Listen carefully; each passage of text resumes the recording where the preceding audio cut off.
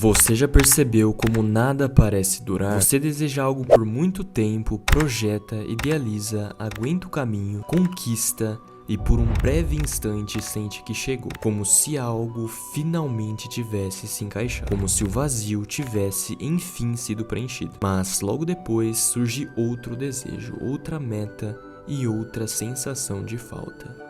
Isso não é um acaso, isso não é ingratidão, isso muito menos é uma falha pessoal. Isso tem nome.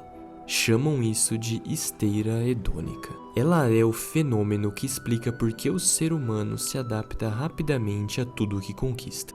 O que antes parecia extraordinário vira rotina. E a rotina raramente satisfaz alguém. Aquilo que prometia felicidade se transforma em normal. E o normal nunca é suficiente por muito tempo. A felicidade passa a existir sempre adiante, sempre no próximo passo, nunca aqui e nunca agora. É como correr numa esteira. Você se esforça, se cansa, mas permanece no mesmo lugar. A maioria das pessoas vive assim sem perceber. Quando eu conseguir isso, eu descanso.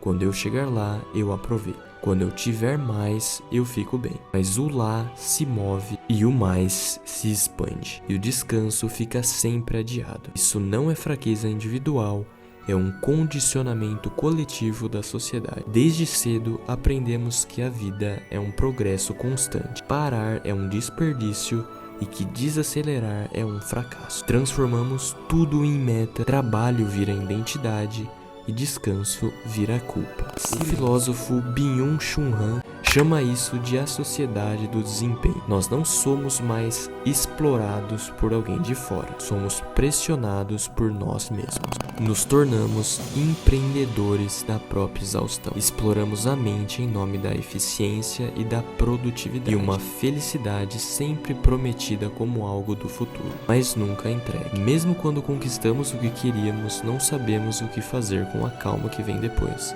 Ela dura pouco.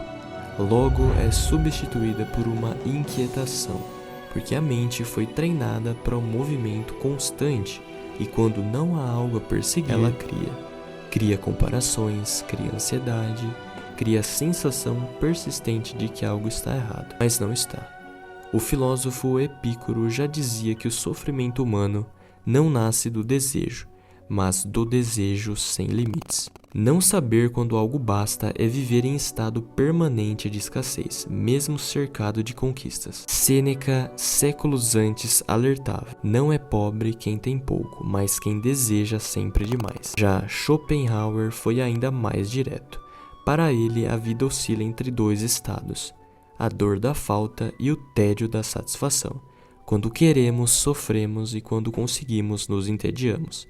Então, desejamos algo de novo. Não porque somos vazios, mas porque fomos ensinados a confundir movimento com sentido.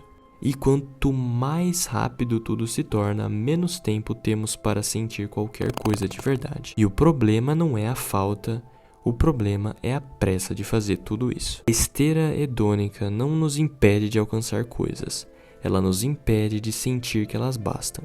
E isso cansa. Porque quando a felicidade mora sempre no próximo objetivo, o presente vira apenas um meio e nunca um lugar.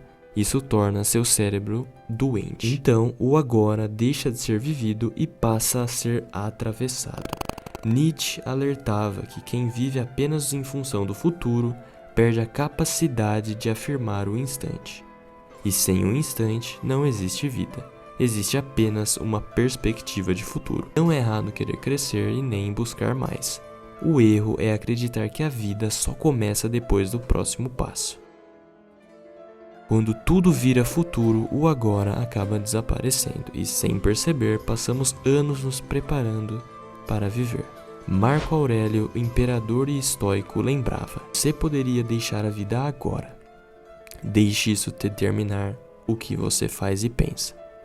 Não como uma ameaça, mas como um convite a viver o presente. A pergunta real é: por que nada nunca parece o suficiente? Talvez não seja preciso correr tanto. Talvez não seja preciso chegar em lugar nenhum. Os estoicos ensinavam que a paz não vem de controlar o mundo, mas de reduzir a dependência que temos dele. A vida não é algo a ser vencido e nem acumulado, nem provado para ninguém. A vida é algo a ser percebido, sentido e habitado. E a felicidade não está no próximo passo. Ela está no momento exato em que você para de correr e finalmente percebe onde sempre esteve. E para continuar essas filosofias, um pensamento que pode te ajudar a levar a vida mais leve é o pensamento estoico. Ele não é como uma promessa de felicidade eterna, mas como um freio, um ajuste de olhar. Os estoicos não acreditavam que a vida deveria ser confortável, acreditavam que ela deveria ser lúcida. Para eles, o sofrimento nasce quando colocamos nossa paz nas mãos de coisas que não controlamos. Dinheiro, reconhecimento, resultados e, principalmente, futuro. Tudo isso pode ir embora. E quando a felicidade depende disso, ela vai junto. Epiteto dizia que existem apenas duas categorias na vida: o que depende de nós e o que não depende. O problema é que passamos a vida inteira tentando controlar exatamente aquilo que não depende: o mundo, as pessoas, o futuro e o resultado final de tudo, enquanto ignoramos o único território onde a liberdade é possível, a maneira como reagimos. O estoicismo não manda abandonar desejos, ele ensina a não se escravizar por eles. Não é sobre querer ganhar na loteria ou algo do tipo, é sobre não apostar a própria paz no número sorteado. Porque se a felicidade depende de algo externo, ela nunca é sua. Ela é emprestada, instável e frágil. Marco Aurélio escrevia para si mesmo em meio a guerras e crises: se você está angustiado por algo externo, a dor não está na coisa em si, mas no julgamento que você faz dela. A esteira hedônica se alimenta exatamente disso, da ideia de que quando algo acontecer, então estaremos bem. O estoico inverte a lógica. Ele pergunta: o que eu posso fazer agora com o que já está aqui? Não para se conformar, mas para não adiantar a vida. A paz para o estoicismo não é euforia, é estabilidade, é não ser arrastado por cada desejo novo, é não se perder a cada frustração, é caminhar sem precisar correr. Talvez ganhar na loteria não te fizesse mais feliz, talvez só mudasse o cenário da esteira. A velocidade talvez continuaria a mesma e a inquietação também. A diferença real não está no quanto você conquista, mas no quanto você precisa conquistar para se sentir inteiro. E talvez a pergunta final não seja sobre dinheiro, sucesso e nem felicidade. Talvez seja mais simples do que isso e mais difícil. O que em você ainda acredita que a vida começa depois? Porque enquanto a felicidade morar no próximo passo, a esteira nunca vai parar e nunca estará completa. Mas no momento em que você aprende a permanecer mesmo sem aplauso, mesmo sem conquista e mesmo sem nenhuma novidade, a corrida perde o sentido e pela primeira vez você não sente que chegou, você sente que está.